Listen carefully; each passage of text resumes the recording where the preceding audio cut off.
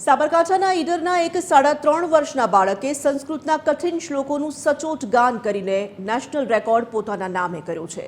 આજના ડિજિટલ યુગમાં બાળકો મોબાઈલમાં ગેમ્સ અને કાર્ટૂન પાછળ ઘેલા હોય છે, ત્યારે આ નાનકડા કાર્તિકે રાષ્ટ્રીય ફલક પર પોતાનું નામ રોશન કર્યું છે। જોઈએ આ અહેવાલ।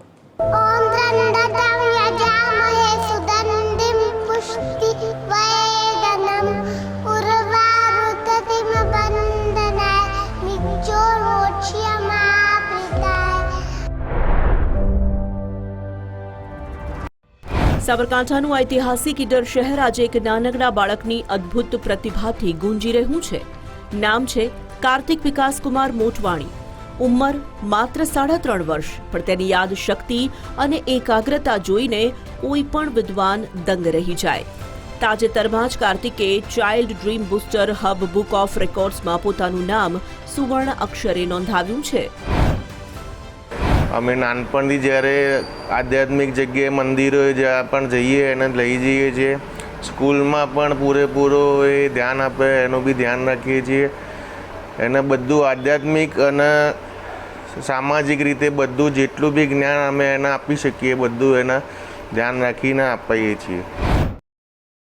મારા છોકરાએ 3.5 વર્ષની ઉંમરે ચિલ્ડ્રન બુક ઓફ રેકોર્ડ માટે નેશનલ રેકોર્ડ બનાવ્યો છે, જે 3.5 વર્ષનો છે અને 3 મિનિટમાં તેણે 7 શ્લોક બોલ્યા છે, એ પણ ભૂલ્યા વગર અને એક્સપ્રેશન સાથે।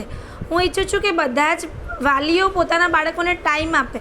આપણે જે કહીએ છીએ એમ નહીં, પણ બાળકોને જે આપણે શીખવવું છે તેની પર ભાર આપીએ। બાળક શું ઈચ્છે છે તેને પણ માન આપીએ। કાર્તિકની આ સિદ્ધિ માત્ર એક રેકોર્ડ નથી, પણ ભારતીય સંસ્કારોનો વિજય છે। કાર્તિકે રામાયણ, મહાભારત, શિવપુરાણના અંશો અને હનુમાન ચાલીસાની પંક્તિઓને મુખપાઠ કરી લીધી છે। કાર્તિકનો મધુર કંઠ અને શ્લોકની સચોટતા સાંભળવી એ એક લહવો છે। कि हम जो भी सिखाते हैं वो बाहर जाके भी उसके फ्रेंड सर्कल में खेलने जाता है तो सबको सिखाता है। तो हमको इतना गर्व है हम पे कि हमारा बच्चा इतना टैलेंट है, इतना होशियार है इस उम्र में। આ સફળતા પાછળ કાર્તિકના પરિવારનું મોટું યોગદાન છે।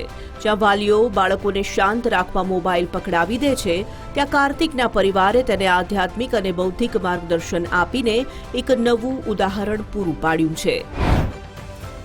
हमारा बेटा इतना होशियार है, बहुत खुशी होती है हमको, और इतनी उम्र में सब श्लोक बोलता है, इतनी याददाश्त भी इतनी अच्छी है, मतलब बहुत खुशी होती है हमको।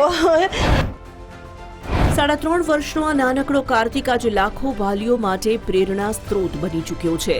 કાર્તિક સાબિત કરી રહ્યો છે કે જો નાનપણથી જ સાચી દિશા અને સંસ્કારોનું સિંચન કરવામાં આવે તો નવી પેઢી ભારતીય સંસ્કૃતિના વારસાને હિમાલય જેટલી ઊંચાઈ પર લઈ જઈ શકે છે। નીતિન પટેલ, TV 13 ગુજરાતી, સાબરકાંઠા।